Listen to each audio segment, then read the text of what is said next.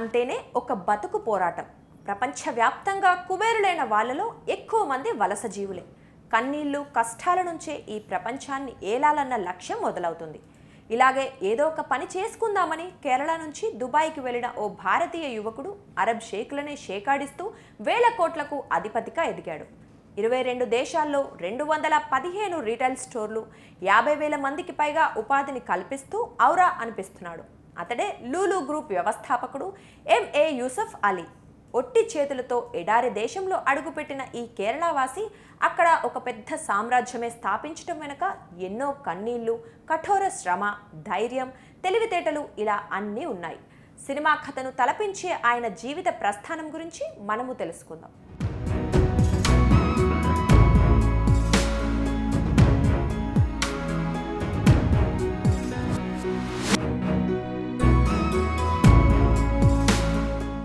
కేరళలోని త్రిశూర్ తీర ప్రాంతంలోని నట్టిక అనే గ్రామంలో 1955 నవంబర్ 15న యూసఫ్ అలీ ముసలియాం వీటిల్ అబ్దుల్ ఖాదర్ అలియాస్ ఎంఏ యూసఫ్ అలీ పుట్టారు. తండ్రి అబ్దుల్ ఖాదిర్ గుజరాత్కి వలస వెళ్ళి అక్కడ కిరాణా దుకాణం నడుపుతూ ఉండేవాడు. తాత, పెద్దనాన్నలే ఇంటికి పెద్ద దిక్కు. యూసఫ్ బాగోగుల్ని తాత కుంజహమ్ము హాజీ చూసుకునేవాడు. చిన్నప్పటి నుంచే యూసఫ్కి వ్యాపార నైపుణ్యాలు ఉంటబట్టాయి.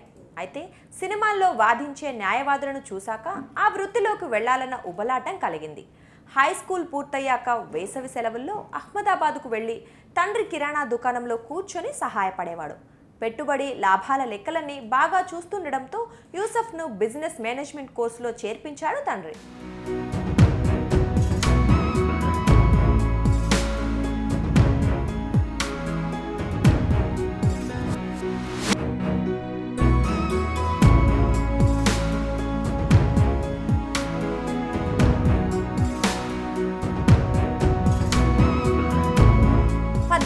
నిండాయి. కోర్సు పూర్తయినా ఉద్యోగం రాలేదు.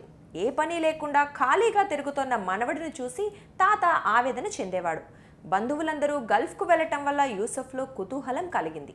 ఈ క్రమంలోనే అబుదాబిలోని ఓ బంధువుకు యూసఫ్ గురించి చెప్పింది అతని తల్లి సఫియా.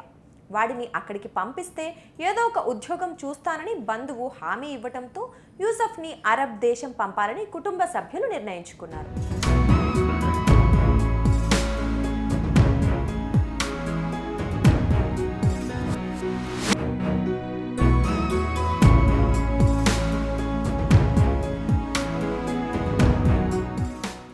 అది 1973వ సంవత్సరం.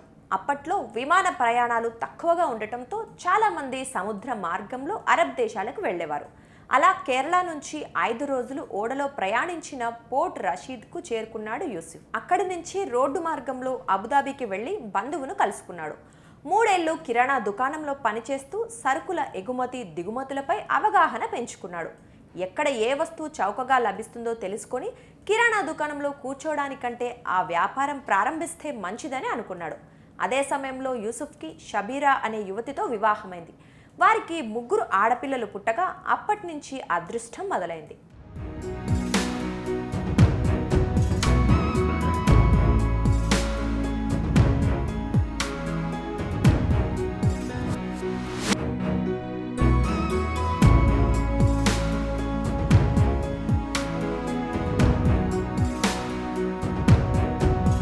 అప్పుడప్పుడే సూపర్ మార్కెట్ల ట్రెండ్ మొదలు కావడంతో ఆస్ట్రేలియా, హాంకాంగ్, సింగపూర్ దేశాల్లో పర్యటించి వాటి నిర్వహణ తీరును తెలుసుకున్నాడు యూసఫ్.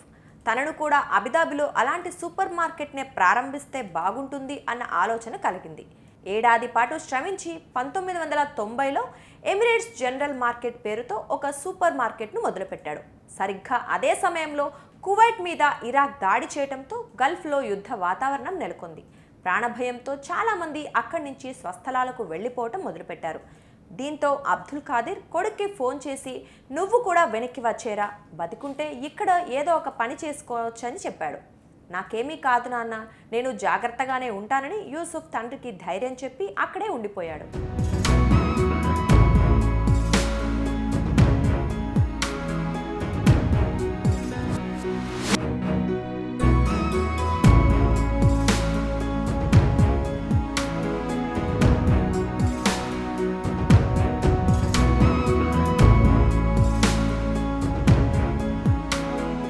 యూసఫ్ ఏ ముహూర్తాన సూపర్ మార్కెట్ ప్రారంభించాడో కానీ యుద్ధంతో కష్టాలు మొదలయ్యాయి. ఓవైపు వ్యాపారం ఏమవుతుందో అన్న చింత, మరోవైపు ఇంటికొచ్చేయమంటూ తల్లిదండ్రులు ఫోన్ల మీద ఫోన్లు. ఇరాక్ మీద అమెరికా ప్రయోగించిన పేట్రియాట్ క్షిపణి అదుపు తప్పి దుబాయ్ మీద పడబోతోందన్న వదంతుల మధ్య గల్ఫ్లోని భారతీయులంతా కట్టుబట్టలతో తిరిగి వచ్చేశారు. అయినా యూసఫ్ భయపడలేదు, ఆశను వదులుకోలేదు. విదేశీయులందరూ ప్రాణాలను అరచేతిలో పెట్టుకొని గల్ఫ్ దేశాలను వదిలిపెడుతుంటే అందుకు భిన్నంగా సూపర్ మార్కెట్లను నెలకొల్పి ధైర్యంగా నిలబడటం అబుదాబి రాజకుటుంబీకులను ఆశ్చర్యపరిచింది. పలుకుబడి కలిగిన షేక్లతో యూసఫ్కు పరిచయాలు ఏర్పడ్డాయి. రాజకుటుంబీకులకు కూడా కలిసే అవకాశాలను వచ్చాయి. ఆ తర్వాత యుద్ధ మేఘాలు తేలిపోవడంతో యూసఫ్ వ్యాపారం జోరందుకుంది. లాభాలు బాగా రావడంతో 1995లో లులు గ్రూప్ ఇంటర్నేషనల్ అనే సంస్థను నెలకొల్పి అబుదాబిలో లులు బ్రాండ్ పేరుతో అతిపెద్ద సూపర్ మార్కెట్ను ప్రారంభించాడు. 5 ఏళ్లు తిరిగేసరికి అంటే 2000లో దుబాయ్లోనూ లులు హైపర్ మార్కెట్ స్టోర్ను తెరిచాడు.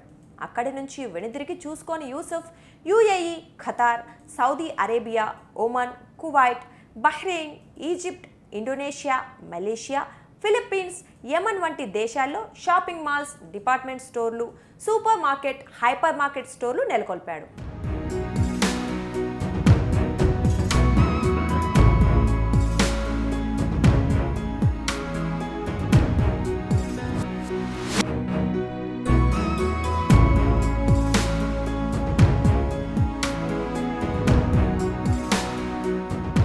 కేవలం సూపర్ మార్కెట్ల వ్యాపారంతోనే ఆగిపోక ఫుడ్ ప్రాసెసింగ్, ఎగుమతి దిగుమతి, ఆతిథ్యం వంటి రంగాలకు ఎగబాకాడు యూసఫ్.